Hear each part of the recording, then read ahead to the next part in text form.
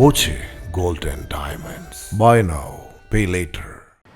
ഒറ്റപ്പാലത്ത് ഭാരതപ്പുഴയിലെ പുൽക്കാടുകൾക്ക് തീയിട്ട നിലയിൽ. ദേശാടന പക്ഷികളുടെ ആവാസ കേന്ദ്രത്തിലാണ് തീപിടുത്തം. മായന്നൂർ പാലത്തിന്റെ കിഴക്കുഭാഗത്തെ പുൽക്കാടുകളിലാണ് തീപിടുത്തമുണ്ടായത്.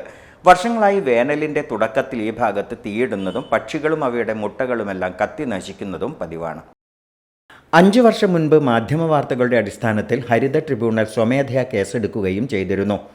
ഇവിടെ 3 ഏക്കറോളം സ്ഥലത്താണ് ഇത്തവണ തീപിടുത്തം. കഴിഞ്ഞ ദിവസം ഉണങ്ങിയ പുല്ലുകളിലൂടെയും ആറ്റുവഞ്ചി ചെടികളിലെയും തീ പടർന്ന് തീ താനെ അണയുകയായിരുന്നു. നവംബർ മുതൽ ഫെബ്രുവരി വരെയുള്ള കാലത്താണ് ഇവിടെ ദേശാടന പക്ഷികൾ എത്തുന്നത്. ഇപ്പോഴും ഈ പ്രദേശത്ത് ദേശാടന പക്ഷികളുടെ സാന്നിധ്യമുണ്ടെന്ന് പ്രാദേശിക പക്ഷി നിരീക്ഷകർ പറയുന്നു. Pipit, red munia, stone chat, Siberian bush chat തുടങ്ങിയവയാണ് സ്ഥിരമായി എത്തുന്നത്.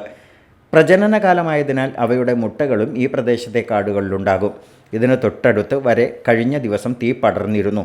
ആവാസ വ്യവസ്ഥ നശിക്കുന്നത് പതിവായാൽ പിന്നീട് ഇവ ഇവിടേക്ക് എത്താത്ത സ്ഥിതി ഉണ്ടാകുമെന്നും പക്ഷി നിരീക്ഷകർ പറയുന്നു.